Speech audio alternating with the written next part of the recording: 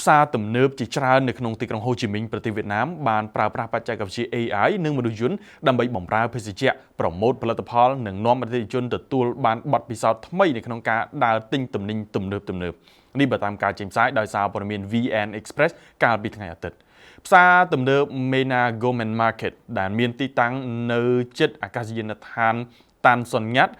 បានចំណាយអស់ប្រហែលជា$3 លាននៅក្នុងការដាក់បញ្ចូលបច្ចេកវិទ្យា AI និងមនុស្សយន្តទៅក្នុងប្រព័ន្ធគ្រប់គ្រងរបស់ខ្លួនជាមួយនឹងសេវាកម្មបម្រើដល់អតិថិជនដូចជាប្រម៉ូទផលិតផលថ្មីៗនិងបម្រើភេសជ្ជៈដល់អតិថិជនជាដើមផ្សារទំនើបនៅក្នុងក្រុងហូជីមីញមួយទៀតដែលប្រើប្រាស់បច្ចេកវិទ្យា AI និងមនុស្សយន្តផងដែរនោះគឺផ្សារទំនើប Co-optra Long Binh ផ្សារទំនើបមួយនេះកំពុងប្រើប្រាស់មនុស្សយន្ត Extrabot របស់ក្រុមហ៊ុន Saigon Co-op បាទគឺសម្រាប់រាក់ទាក់និងដើរតាមអតិថិជនដើម្បីបង្ហាញផលិតផលភេសជ្ជៈផ្សេងៗដូចជាតែននិងកាហ្វេជាដើមមនុស្សយន្តនេះក៏មានម៉ាស៊ីនធ្វើមីគុយទាវនិងមានប្រព័ន្ធទូទាត់ប្រាក់ដោយស្វ័យប្រវត្តិផងដែរ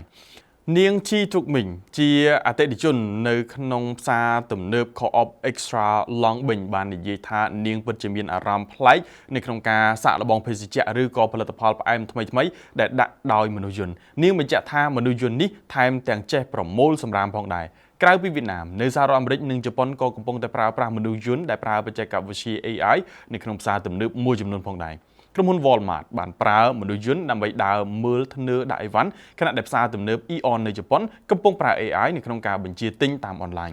យោងតាមរបាយការណ៍ពីក្រុមហ៊ុន McKinsey បានឲ្យដឹងថាកាលពីឆ្នាំ2024បច្ចេកវិទ្យា AI អាចជួយបង្កើនប្រាក់ចំណូលដល់អ្នកលក់រាយប្រមាណពី5ទៅ10%ខណៈទីផ្សារ AI នៅក្នុងឧស្សាហកម្មលក់រាយពិភពលោកនឹងឈានដល់ទៅ$40,000 លាននៅឆ្នាំ2030